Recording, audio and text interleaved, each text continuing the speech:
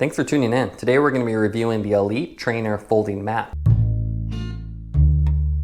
There's one indoor cycling accessory everyone should own. It's a training mat. These go underneath your trainer and prevent any sweat or grime from going onto your floor and provide a non-slip surface. So definitely a must, as you always sweat when you're riding, especially indoors where you can't really match the wind flow that you would get outdoors. What we have here today is the Elite Folding Mat. It's actually been out for a while, but there are actually no reviews for it, which is why we thought we'd do a quick review for it. Packaging wise, very simple. You can see a very compact form factor, completely folded up. It doesn't take up much more space than a small towel. You have Elite Folding Mat printed on top, a couple little nice to haves on here for specs, and that's about it. So very simple. We'll go ahead and take it out of this little protective bag and go over these specs. So retail price on this is $62.99. which is actually quite affordable compared to all the other trainer mats on the market. And the Elite Training the rolling mat, that one's actually $105, so this one undercuts that by quite a bit. It's made from a polyester PVC material that provides anti-slip, so it won't move around on the floor. So you can see there's little grippers on there. It is a black finish. It is 5.9 by 2.9 feet. So quite large, and it'll go completely underneath your bike and provide a nice coverage and protection.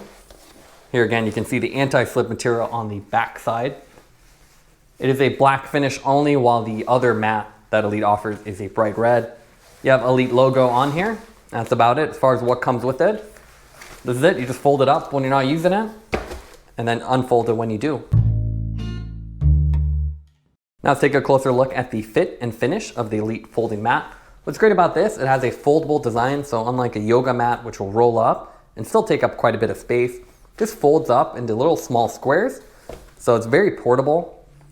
And if you don't have a dedicated pain cave, that means you can unfold it, use it, and then fold it up back when you're not using it again. So a nice portable design that you can even potentially travel with. Compared to their other training mat, this is quite a bit thinner. It's more of a fabric finish than a rubber coating. You have the Elite logo printed right on the side, and this mix of polyester and PVC material. So you can see these little dots here. It's almost like a bath mat, so it should prevent it from moving around. Nicely finished too. You can see all the seams on the corners, and all black with just the white Elite logo. When you open it up, it's quite large, so it is a very big item once it's open, so it will really cover up the bike and prevent any grime from getting on the ground. It is pretty thin too, so you can see more of a fabric finish rather than that thicker rubber you'll find on a yoga mat or thicker training mat. Here you can see the floor mat in action. Thanks to the folding design, it's very compact, so you can put it away on a shelf when you're not using it, and then when you need it, unfold it and do some training. So this is great if you don't have a dedicated area like a pain cave. Now one thing you'll notice, you can see the fold marks are very obvious, and they don't seem to really smooth out over time either. That said, it's still quite a large mat, and thanks to the anti-slip backing, it stays in place really well even with a big trainer like the Elite Pseudo and a steerable wheel block. Everything stays in place really nicely. Now to a quick comparison between the Elite mat and other mats on the market. Here we have the other Elite mat. This is the rolling design. So you can see it's more of a foam with this texture on it. It's bright red, really hard to miss with the Elite logo down the side. And that's one reason why it's much larger. So you can see when it's actually not being used, it has a big footprint. So more of like a yoga mat, and this rubber texture on here. So it also has this brighter finish. That means any grease and marks will actually be very visible. If you put these side by side, you can see the big difference between them is just thickness. So this is more of a fabric finish, while this is a thick rubber. So this one is actually $105 too, so quite a bit more expensive, but a little bit more durable. So if you have a dedicated area, this might be a better option, as you don't really have to move it around and provides a little more protection, while the folding one is a much more portable option that's a little bit sleeker. Now, if you're wondering, why do I need a dedicated training mat? Can't I just get a yoga mat? The big difference between a yoga mat is they usually are much thinner. So you can see it's more of a rubber finish. This is a cheap Retrospec one.